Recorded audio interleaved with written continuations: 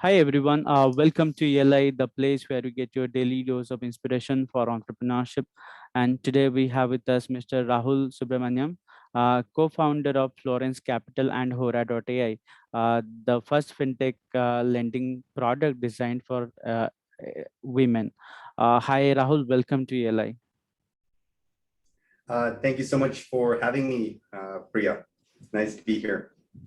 Uh, I would request you to introduce yourself to our audience, please. Lovely. Yes, my name is Rahul Subramaniam. I'm a co-founder. Aura.ai is the parent company, but we focus on Florence, which is our product. A credit platform specifically for young professional women in India. Okay. Tell us more about Yeah. Florence Capital. What is it about? Yeah, so I think, when we were beginning these conversations, we want to do something in finance. And, both my co-founder and I want to do everything the right way. So we went out and we spoke with potential customers, spoke with people generally, and we asked them, what are some challenges you're facing in the credit process? And three things came up. Number one, it's slow. Obtaining credit can take multiple weeks. You gotta drive or go to the bank, wait in a long line, fill out an even longer form. Then if you pass the first test, then they send someone to your home or office. It's a really cumbersome project. And during our conversations, one word that constantly came up, especially among young women, is a jhanjat. There's just so much hassle involved in the process. And if you think about fintech more generally, fintech is to traditional banking what e-commerce is to retail, right? But retail can be fun on the weekends, but the same can be said about traditional banking. So that's where fintech comes in. The process is slow, the process is painful and cumbersome. And number three, it isn't inclusive. In order to obtain a credit card from a bank, you need a CIBIL score, and hardly 20% of Indians have a CIBIL score, and a far greater percentage of the population have great incomes. They're very honest. They want to grow professionally and personally, but they don't have that access to credit, especially young women. So we like to start from first principles and think, what does an ideal credit product look like, right? So we came up with something that is fast, convenient, inclusive, as well as bespoke. So this was our thought process when formulating the Florence product. Okay. One thing I was constantly asking to myself whether there should be a financial product specific to a gender. So can you help us? How did this idea came to you or your team to build a women specific platform? Yeah. So I think all ideas come from getting out into the market in society and talking to people. And this was a unique problem we identified. Not just the hassle, there's a question of safety when it comes to collections and other interfaces with the product. So we said, hey, can we create an alternative model? And what we're really proud of is that our customer service and collections field agents are all women. So we believe in ethical collections, treating every member of our community with respect, honoring their dignity. And I feel that that has played very well. Mhm. And that's Um, something that very much needed in this day and age. okay. Also, very curious to know about the logistic involvement when we restrict the financial product to only women. Um, no, look, I hear what you're saying, but women, women's rights are human rights. And if you look around the world, um, uh, countries that have really focused on the financial empowerment of women have done very well as societies. And we don't see any such challenge as you mentioned. The way we approach it is, how can we help? What is a real problem we can focus our efforts on in society? And after numerous discussions with the team, including our women leadership, half our heads are women. We have a women advisory board as well. We thought this would make a lot of sense for us. Okay. Uh, and also curious about the name of the Florence Capital. How did we come up with the name Florence, and what is the meaning behind it? Okay, so Florence was the birthplace of the Renaissance in Europe. So both my co-founder Poshak and I love history, and if you look at European history, there was like the Middle Ages, and then there was the Renaissance, where there was so much science, so much art, so much philosophy, kind of a blossoming uh, of society, right? So Florence has this deep symbolic value, and as the birthplace of the Renaissance. So that's something that we want to kind of usher in our own Renaissance in Indian society, and create some kind of break from the past and rethink conventional models. So that was the inspiration behind the name. And it's also very melodious to say. It sounds good. Okay. Statistically speaking, it is true that Indian women are not uh, very aware about the financial market. Neither do they have too much of presence in terms of penetration. Uh, Having said that, can you help us understand what is the scale of operation you have currently?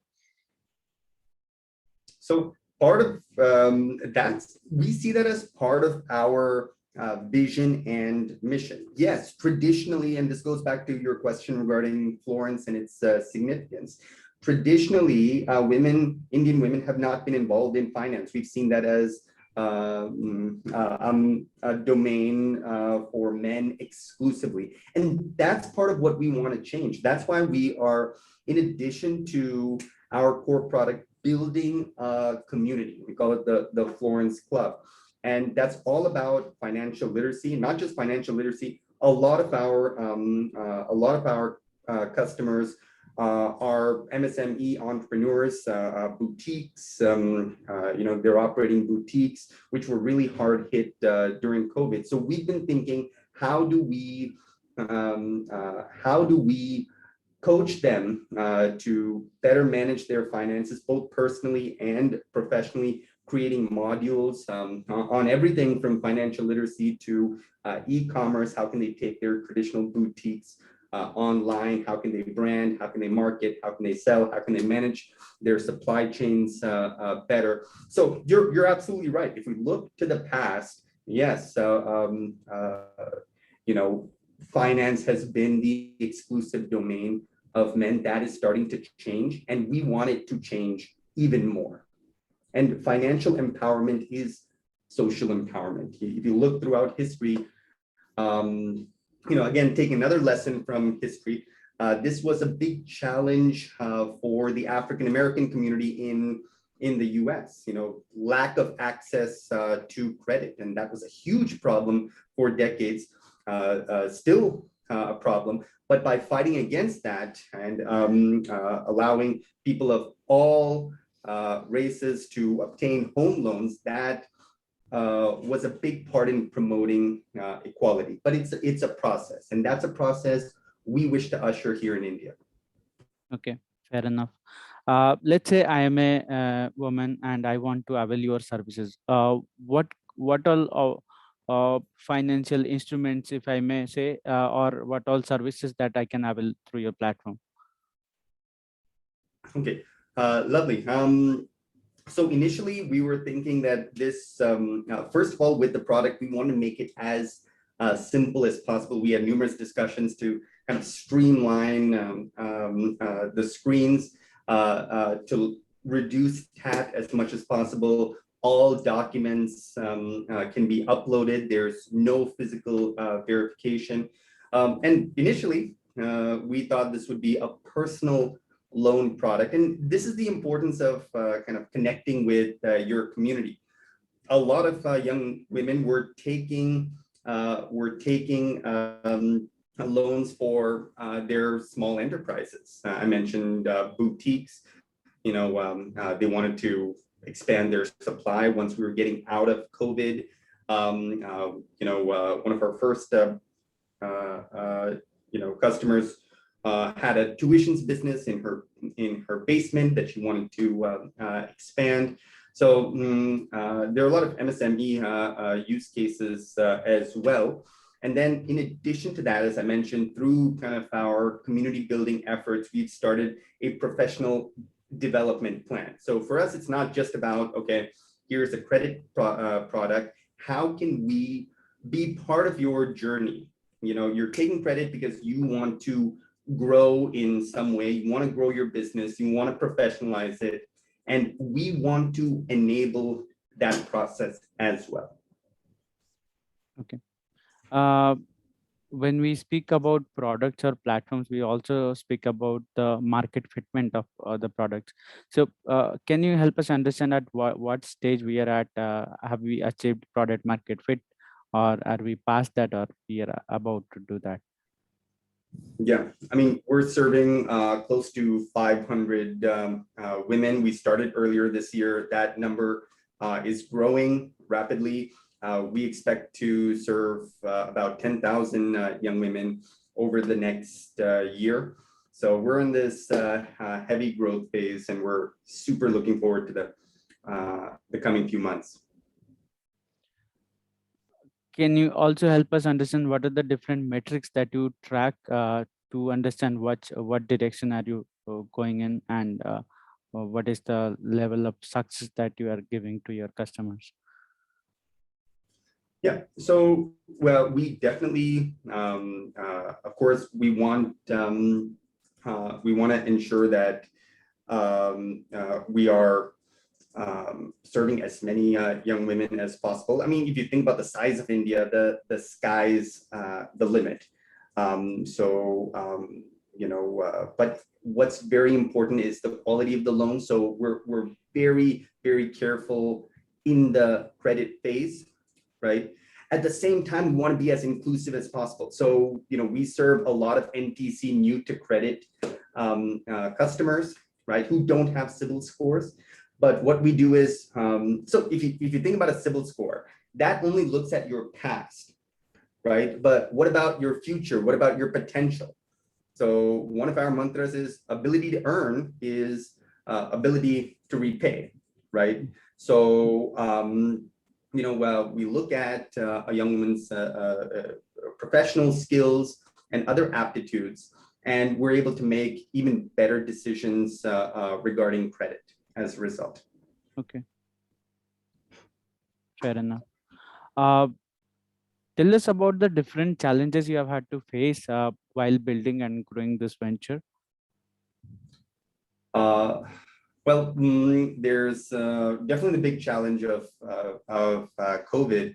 When COVID hit, we have to go back to the drawing board and kind of think about, how are we going to do this in a way that serves as many customers despite all the challenges that they're facing. That's when some of these new cases came aboard, because we were interacting with so many MSME, small entrepreneurs who were really hit hard, and a lot of them were women-owned businesses. So that's when. So you got to be agile, you got to be nimble, and say, okay, well, this is what the times require, right? We had in our mind, okay, they're going to be simple personal loans, but our customers need this. They need someone to support them through this very difficult period, and that was the birth of the Florence Club and the professional development plan.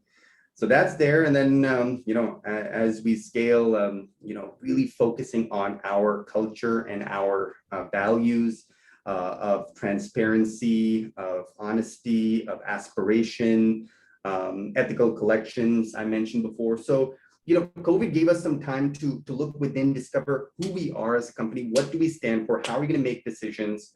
And I think that has been a really wonderful process and has allowed us to grow more rapidly. Okay. Also help us understand if any pivots that you have done to your venture so far, and tell us about it.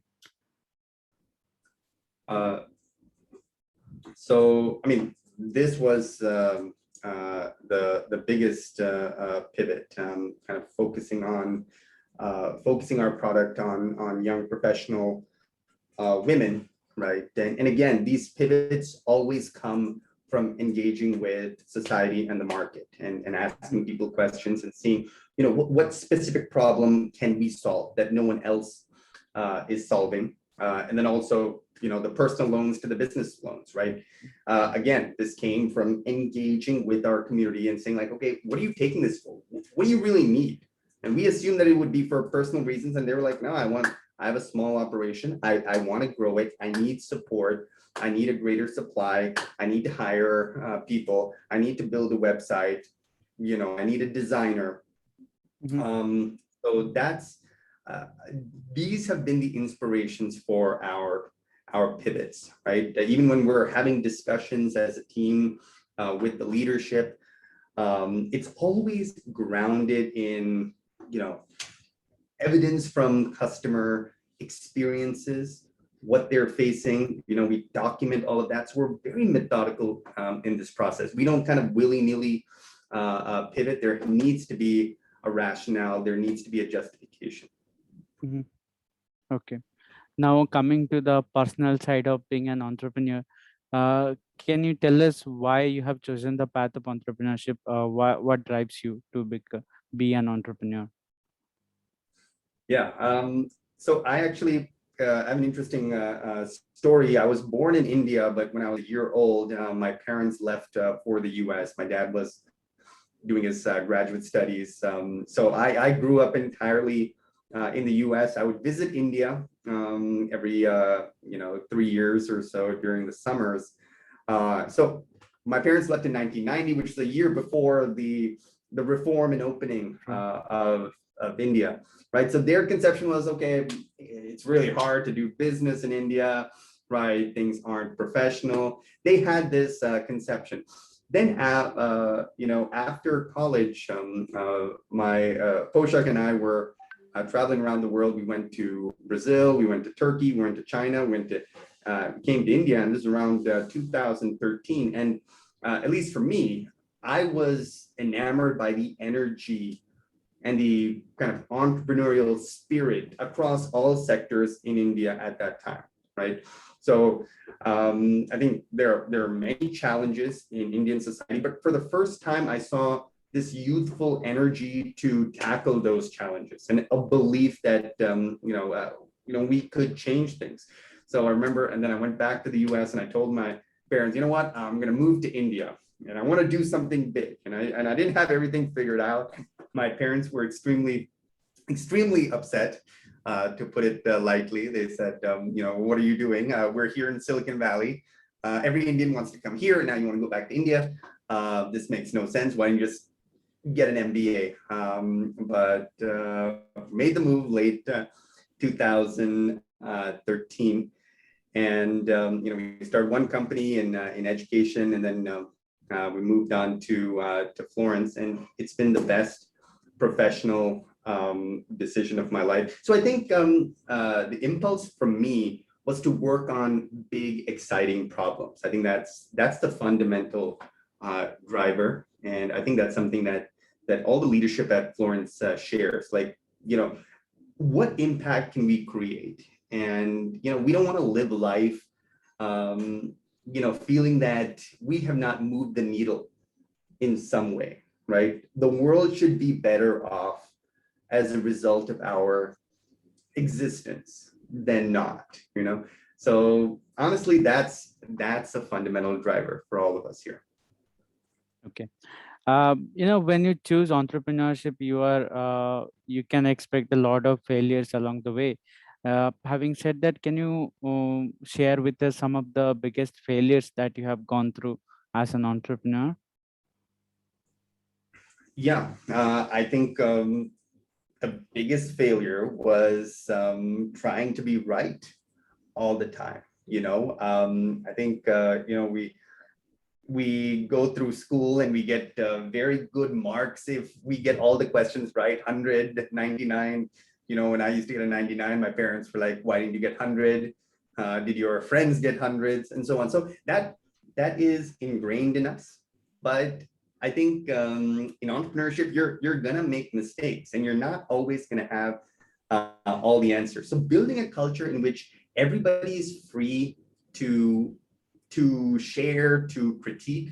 We set a culture here that this could be your first or second day at Florence in a meeting. You can say, Rahul, you're absolutely wrong. I don't believe what you said. And then you have to justify it with evidence. And I guarantee you everyone will listen. So it took time to build that culture, to discover that this is the right way to live. This is the type of organization we will be proud of, in which everybody feels invested and everybody feels heard. So I think focusing on this culture, focusing on our values and living according to them every day has been one of our biggest learnings over the past few years. What did you say is the meaning of entrepreneurship to you? How do you define the term entrepreneur? The way I define it is essentially, you have to have this drive to move the needle in society, right? And the thing is, it's almost like karma yoga, right? You have to be focused on action, right? You have to be very academic and intellectual, but it's always about action. Am I actually moving the needle, right? Are we actually making a change? And you have to be so objective with yourself, because sometimes you can say, oh yeah, we're making a big change, yada yada yada, but are you actually? Are people benefiting, right? If someone is a Florence customer next year, are they better off in life than they are today, right? And we got to ask this question and got to measure it objectively, right? And that's hard sometimes, because sometimes you think you're making a change, but you're not. And then you have to go back to the drawing board and say, like, okay, how do we do things differently? I think that's it. And what I love about it is a constant learning process, right? Because there are always new challenges, new team members, new environments, and that's what's really exciting. Cool. Final question I have for you. Tell us, what are the learnings that you have got as an entrepreneur so that we can take away and apply those learning to our ventures? Oh, absolutely. I think the biggest one is, of course, there's a lot of mental work that goes into entrepreneurship, but it's really an exercise of the heart, right? Emotional intelligence is paramount. In those moments when Poshik and I can come up with something and someone says, no, actually we should do things differently. Having the emotional intelligence, say, okay, let's evaluate this objectively. What is right is more important than who is right. That's something we live by, right? I think a lot of problems, professionally or personally, even in families, come from having that ego, right? I need to be right. And the moment you kind of lose that, it doesn't matter who is right. It matters what is right. And it's a process. It's something that we strive. It's an ideal we strive toward every day. But if there's one takeaway I want to share with everyone, it's definitely that. Well, I think it was a great pleasure to host you here at ELI. Thanks for your time, Rahul, and our best wishes for Florence Capital. Thank you, Priya. Appreciate it.